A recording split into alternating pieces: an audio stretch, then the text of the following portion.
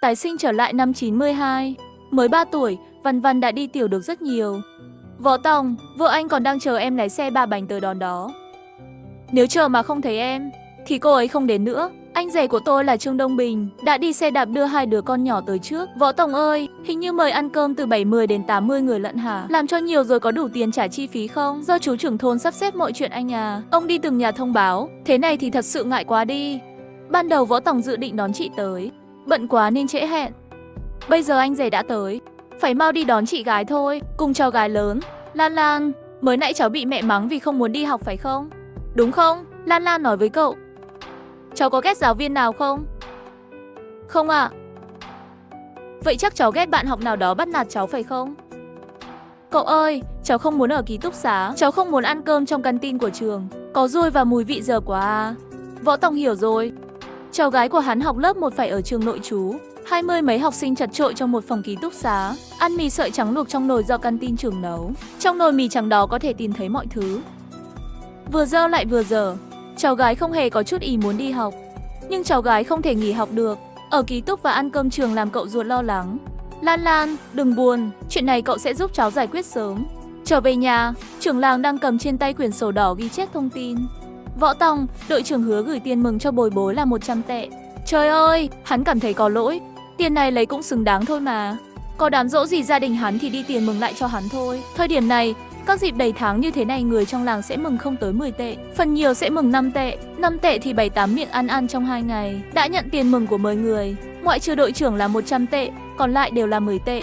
Nếu không phải tôi sắp xếp ai mừng cậu 10 tệ. Việc xong tôi giao tiền lại cho cậu. Võ Tòng việc này bị trưởng làng can dự có vẻ bị làm mất vị. Võ Tòng lòng không mấy vui vẻ. Trong nhà, trên chiếu vài người chơi bài tiến lên, 4 người uống bia trên bàn. Dưới trên đều là bia. Em bé Văn Văn quỳ trước chai bia, nghĩ muốn lấy một chai bia ra ngoài chơi. Văn Văn ra đây, ngồi trước bàn mọi người uống rượu làm gì? Võ Tòng, nghe nói cậu cai rượu phải không? Thật hay giả? Võ Tòng, cứ chạm ly với mọi người một chút thôi, lịch sự một chút thôi. Chuyện con gái cậu tròn tháng, tôi không tin cậu vẫn không uống rượu. Được rồi, tôi sẽ quay lại chạm ly với mọi người. Văn Văn không nên trong nhà mà nên chơi ở sân sau. Ba, họ uống cái gì vậy? Họ đang uống bia con à? Võ Tòng để nó ra ngoài sân. Em bé Văn Văn ở sân sau chạy quanh, nhưng vẫn thấy chai bia bên cạnh bàn thích hơn. Chạy vào nhà lấy một chai nào đó. Ván này tôi thắng anh chắc rồi, chắc chắn sẽ thắng thôi. Chuyến này tôi cho anh trung độ uống tới say luôn. 4 người đang ngồi ở bàn, 2 người đứng bên cạnh. Mắt họ đều nhìn chăm chú 2 người đang chơi oẳn tù tì. Văn Văn sợ bị người ta nhìn thấy, chai bia ôm chặt vào lòng, đi sau nhà tìm chó hắc tử chơi. Đi đến sau nhà, một chai bia trong lòng tuột xuống đất.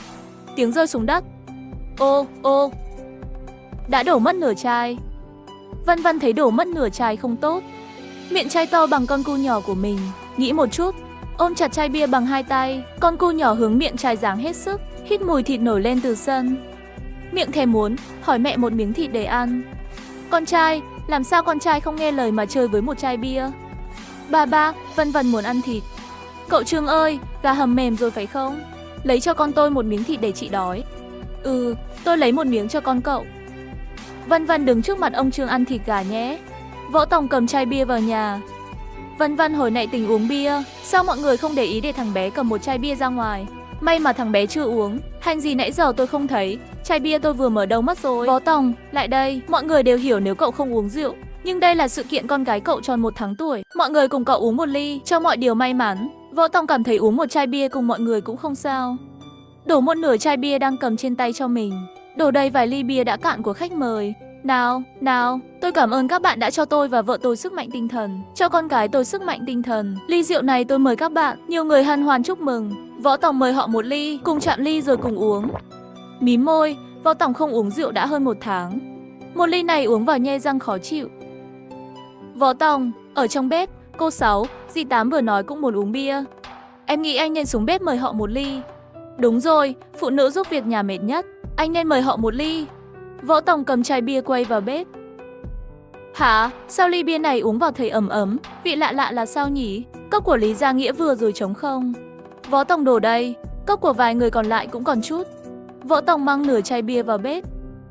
Bà Bính, cô Mai, dì Duyên, mọi người mang cái bát lại đây. Tôi mời mọi người thật chính thức một ly. Cảm ơn mọi người đến giúp đỡ, cho tôi sức mạnh. Mỗi phụ nữ một cái bát. cười, cầm tới trước mặt Võ Tòng, nửa chai bia rót cho họ xong. Chị, uống một hớp cùng mọi người. Như nước tiểu ngựa vậy, có gì ngon đâu. Chị, nó ngon hay không ngon? Em mời cô Sáu, cô Mai, dì Duyên một ly. Chị cũng nên đáp lễ, chúng ta là anh em ruột mà. Ngọc Trinh cầm sẵn cái bát. Võ Tòng đổ cho một hớp. Võ Tòng cười ha ha, cùng nhau cạn ly nào. Mùi này có phải sai không? Võ Tòng, cậu mua bia ở đâu vậy? Không phải sao, Võ Tòng bia này tại sao có mùi nước tiểu vậy? Võ Tòng đã uống một ly, có vẻ như có mùi nước tiểu. Hắn còn tưởng mình hơn 1 tháng không uống rượu, mùi không quen. Ngọc Trinh nói vậy. Anh nhớ ra, chai bia này lấy từ thằng nhóc Văn Văn con mình. Đúng rồi, là nước tiểu. Mấy người phụ nữ đồng loạt nhìn Võ Tòng. Văn Văn đến đây. Văn Văn tay cầm một đùi gà hầm, ăn rất ngon. Nghe thấy bố gọi, tới bếp liền to tiếng. Ba, thịt ngon lắm. Văn Văn, con nói thực với ba, con có phải đã đái vào chai bia không? Hả, ba? Văn Văn à, chai bia con vừa ôm, con có phải đã đái vào trong không? Văn Văn gật đầu mạnh mẽ. Dạ. Nhóc, tiểu tử thối. Ngọc Trinh lao tới ôm lấy Văn Văn và chạy ra khỏi phòng. Chạy mau đi Văn Văn, ba sắp đánh con rồi. Mấy người phụ nữ biết chuyện gì xảy ra. Ôi, bà ngoại của Văn Văn ơi, bà uống một chén nước tiểu ngoại tôn đồng tử, hôm nay được thơm lây rồi. Ba con nói vậy. Cháu trai của bà đấy, ngay cả bà cũng uống một bát rồi. Tất cả đều may mắn, không phải chỉ một ngụm mà một bát. Các bà đều cười thành tiếng. 9 người phụ nữ cười lan ra. Mấy người uống rượu bên nhà bên cạnh tỏ vẻ ngạc nhiên. Sao trong bếp lại vui vẻ thế kia?